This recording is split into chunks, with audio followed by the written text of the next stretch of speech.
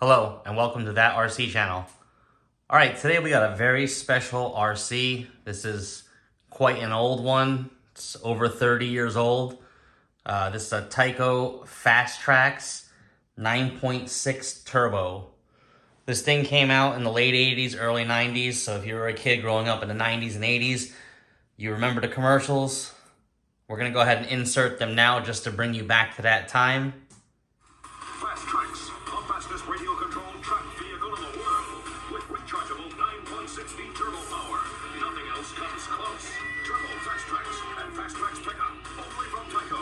Battery pack required. Each sold to Fast Traxx. Traxx gives you fast reaction, instant traction, awesome 360s, with rechargeable 9.6V turbo power. Fast Traxx really tears. New radio-controlled Fast Traxx and Fast Traxx pickup. Batteries not included. Alright, now that you've seen the commercials and seen what they claim it can do, we've got a broken specimen right here to go through. Most of the parts are here, so we're going to go ahead and try and get this thing running and rebuilt. We've got the remote control here. This isn't like any standard remote that you would remember or play with. This was one of the first tank type track cars to come out, so both sticks forward and you went forward. Both sticks back, you go in reverse. And then each stick independently controlled each one of the tracks. So it was kind of more of a slide and let go type thing. There was no proportional steering at the time. So it was all or nothing. And that's what made this thing fun. You charged it up for about 12 hours and you got about 10 minutes if you were lucky at playtime. So we don't have the original battery and the battery door compartment's missing. So we're going to do a replacement battery on it and see if we can get something with a little more power. This is a 27 megahertz controller. So that is the original company, TYCO, if it's pronounced like that.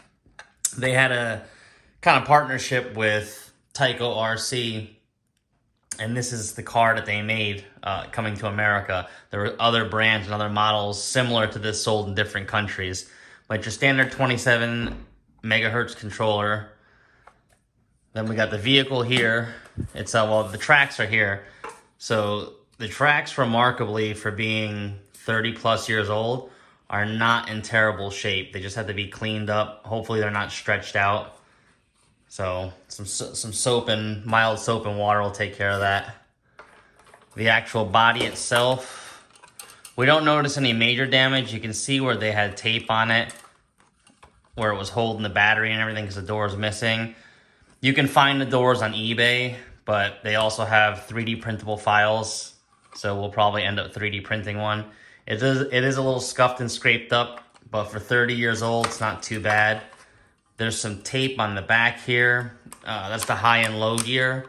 So as you can see, that's probably what happened is something was wrong with it, and they threw it in the toy bin, got rid of it, and it resurfaced this many years later, but it seems like it goes into neutral, so we'll have to take all this apart. But the motor's still engaged, so it sounds good. It's got some articulation back here. It's quite dirty though. Chrome is faded. Overall, it doesn't look too bad, so we're gonna need to get a battery and a battery door at a minimum. So what we're gonna do now is we're just gonna break it apart.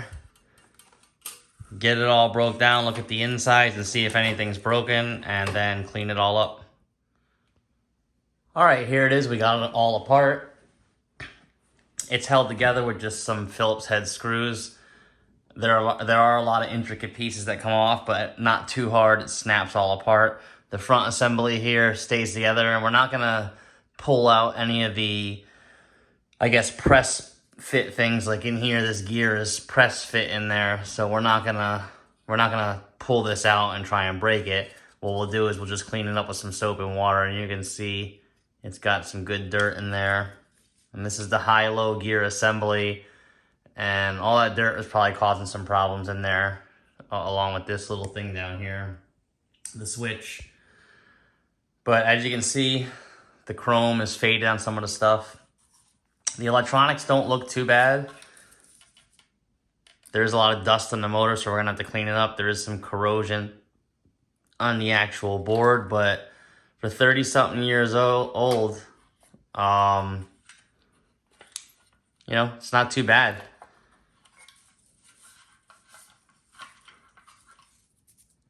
Over here, we have the cockpit area, and this black thing was covering this, and it was kind of melted in place, so we took the soldering iron, we melted it out, and to our knowledge, it's never been out because it was a factory seal, but there's some type of initials or writing on there.